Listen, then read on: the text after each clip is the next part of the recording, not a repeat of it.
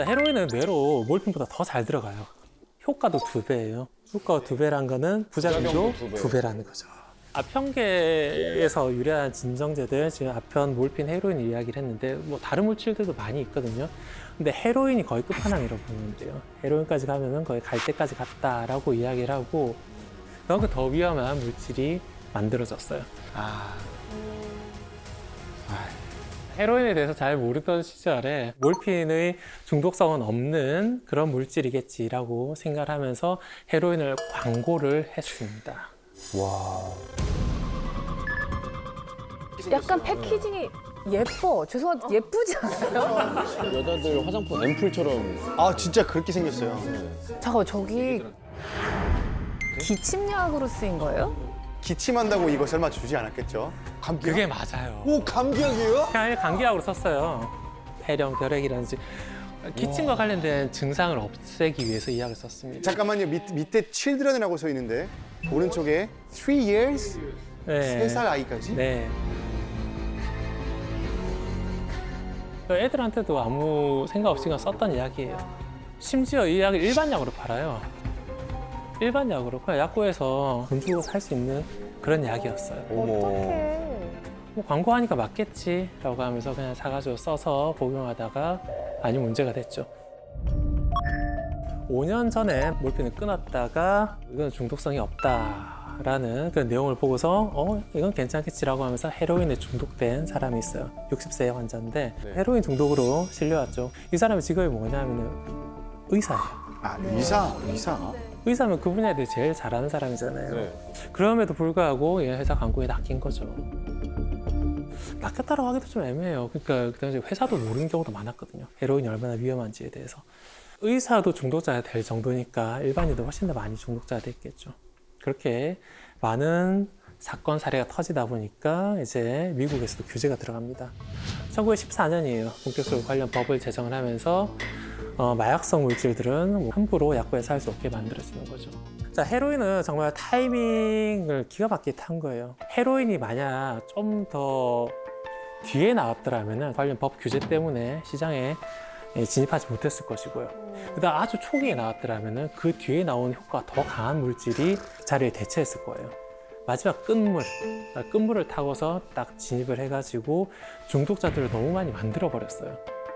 찾는 사람들이 있으니까 이걸 공급하는 사람들이 생겨나죠. 마침 1914년 그때부터 이제 마피아들도 좀 성장하잖아요. 불법으로 헤로인을 공급하고 나중에 그에 중독된 사람들이 늘어나고 악순환이 이어진다는 거죠. 2010년 유엔에서 나온 자료를 보니까 아편계 진정제 시장을 한 65조 원 정도로 평가를 하더라고요. 그중에서 한 55조 원이 헤로인 시장이에요. 지금 우리 100년이 지난 이 시점에도 헤로인이 아편계 관련 물질에서는 메이저가 되어 있다는 것이죠. 자, 재즈의 전설적인 인물 중에서 이제 한 명을 좀 소개를 할 건데, 아시나요? 챗 베이커 너무 좋아하죠. 딱 아시네요. 아 음악 딱 들어보면 갑자기 좋은 커피숍에 있는 느낌이 돼요. 어떤 느낌인지 알겠다. 너무 잘 어울리는. 심지어 잘생겼어요. 멋있어. 재즈계의 제임스 딘이다. 그런 별명도 붙었고, 이 사람 일대기를 그린 영화도 나옵니다. 근데 이 챗 베이커는 천사의 노래를 한 악마라는 별명이 붙여져 있어요. 왜? 노래는 정말 감미로운데 성격이 폭력적이고 마약 중독이에요. 여성 편력도 있고 굉장히 많은 문제를 일으켰어요. 특히 평생의 라이벌이라고 할 수 있는 마일스 데이비스라고 하는 또 연주자가 있어요. 그 사람에 대한 또 부담감 때문에 마약을 시작했다라고 이제 그렇게 보통 이야기를 하거든요. 계속 이제 헤로인에 중독돼가지고 끊었다가 다시 복용했다가 그런 상황이 계속 반복이 돼요. 아무리 재능이 좋다고 해도 계속 이러다 보면은 자기 몸을 망가뜨리게 되지 않습니까? 자기가 버는 돈은 전부 다 마약을 사기 위해서 돈을 써버리고 자기 아내를 다른 남자한테 몸을 팔게 해요.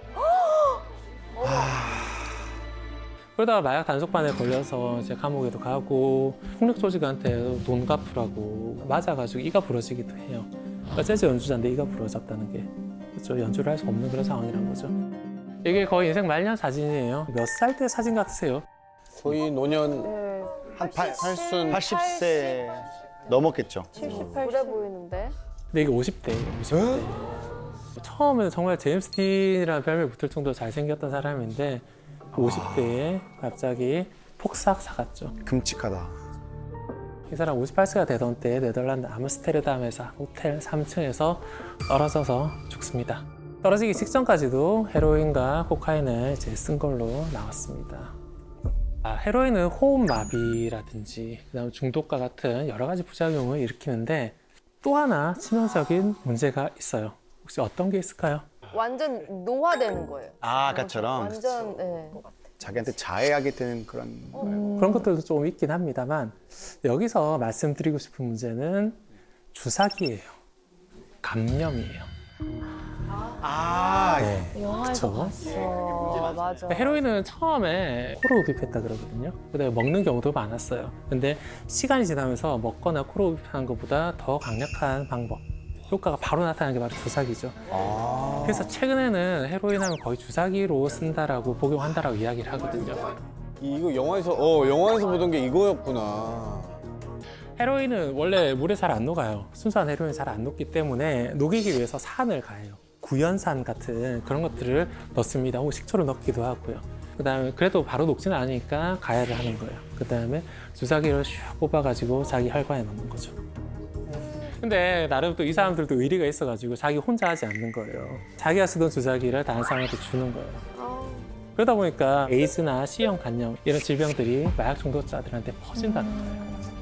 마약은 마약하는 사람들끼리 뭐 계속 퍼지겠지만 에이즈나 C형 간염은 마약을 하지 않는 일반인들한테도 전염이 될 수 있잖아요.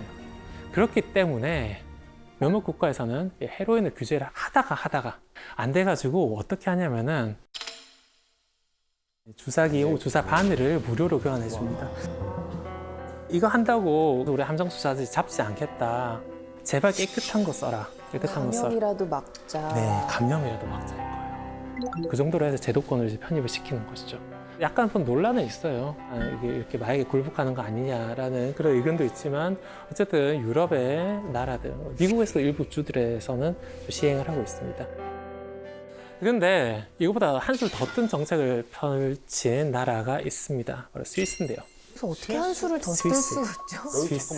한술 더 뜨면 뭘 해야 돼? 뭘 해야 되는 거죠? 쿠폰 마일리지. 스위스 정부에서는 헤로인 중독자들한테 정품 헤로인을 나눠줘요. 헤로인. 여긴 1980년대 후반에 이제 스위스에서 이제 조사를 해보니까 자국민의 0.5에서 0.8% 정도가 헤로인 중독인 거예요. 100명 중에 한 명, 이 중에 한 명 있는 거예요. 너무 많은 거예요. 그러다 보니까 정부에서 특단의 대책을 내린 거죠. 괜히 딴 데 가서 어둠의 경로를 구하지 말고 이런 케어 센터에 와가지고 하루에 2번씩 줄 테니까 와 하루에 2번씩. 대신에 주사실에 와가지고 주사를 맞으라라고 이야기를 하는 거죠. 근데 코로나 시절에 거리 자체가 유럽 자체가 완전히 셧다운 됐잖아요. 네. 주사를 맞으러 못 오는 거예요. 어떻게 하냐면은 이 재활센터에서 헤로인을 집으로 배송을 시켜줘요. 야 일주일치. 굉장히 위험한 선택이에요. 몰아서 주는. 하루에 2번 맞는 거라고는 하지만 내가 뭐 하루에 4번 맞을 수도 있고. 이해가 안 가네. 근데 정작 조사를 해보니까 막상 그렇게까지 위험하게 쓴 사람들 별로 없다는 거예요. 그러니까 죽으려고 마약을 쓰는 경우 별로 없거든요. 쓰다 보니까 죽는 거죠. 어느 정도 타협을 찾았다라고 이야기를 하고 있습니다. 뭐 성공한 정책이라고 할 수 있을까요?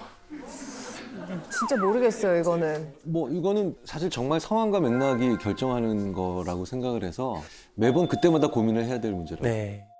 논란이 여전히 있긴 한데 그래도 이제 공통적으로 이야기를 하는 게 그래도 이 헤로인이랑이 어느 정도 균형 상태에 이르렀다는 거예요. 지난 100년간 조금씩 썼잖아요. 그죠?